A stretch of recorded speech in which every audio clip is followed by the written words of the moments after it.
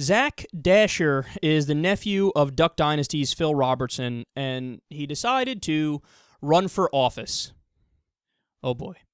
Now, he actually may have a shot because he's running against Louisiana Congressman Vance McAllister.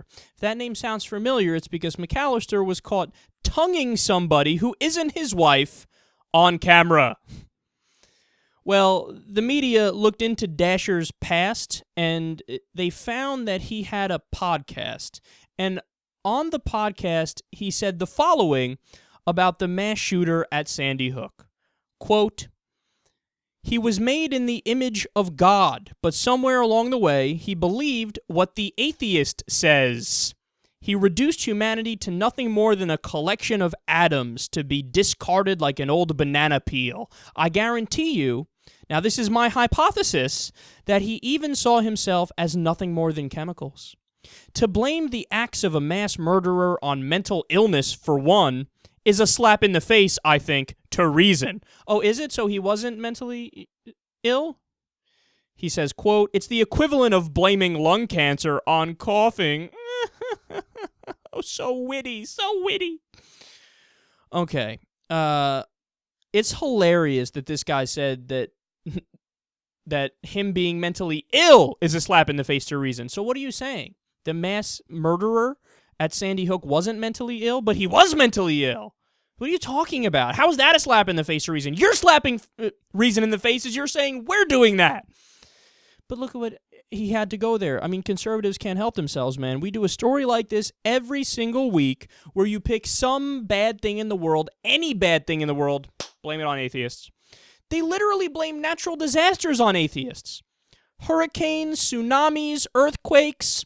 That's one of the first things they blame on atheists. Pat Robertson, John Hagee, 9/11 was atheists' fault. The people who specifically had nothing to do with 9/11, they said it's their fault. Why? They're guilty of everything. They don't believe.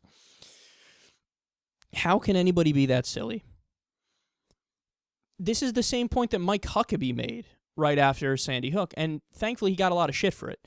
You know what Mike Huckabee said? He's like, well, the problem is that decades ago we took prayer out of school, and then boom, decades later, Sandy Hook happens. Nailed it. No, you didn't. Have you ever heard of the causation-correlation problem? Something happened doesn't mean that it led to the other thing happening. It's like saying, well, in 1986, Mike Huckabee ate a ham sandwich, and then Sandy Hook happened. Duh, Mike, stop eating ham sandwiches. There's no logical connection. They're making this shit up, and I have no idea. I've never seen a single article that says that the guy who did the killing at Sandy Hook, that he was an atheist. I mean, what are we talking about here? But he's like, he must be an atheist because he did something bad. As if Christians never did anything bad. Like, I don't know, see, the Inquisition, the Crusades, abortion clinic bombings, the KKK. I mean, in Greece is over 99% Christian, the country. They have fighting in the middle of the streets every single day. Now, it probably has more to do with the fact that there's a 26% unemployment rate, but nonetheless, they're Christians and they're fucking each other up. But what's your hypothesis there? No, they're not Christians. They're atheists, because if they do something bad, they must be an atheist. You've made it a non-falsifiable claim. You've made it a definitional thing. You're saying, well, if it's an atheist, they're doing bad. If it's bad, it's because of the atheist. Circular reasoning. You're not actually going based off of what the beliefs are of the person. But this is what we're talking about. Phil Robertson's nephew, did we really expect this guy to be intelligent? No. Well, I didn't expect him to fucking run for office and maybe succeed too. But that may happen.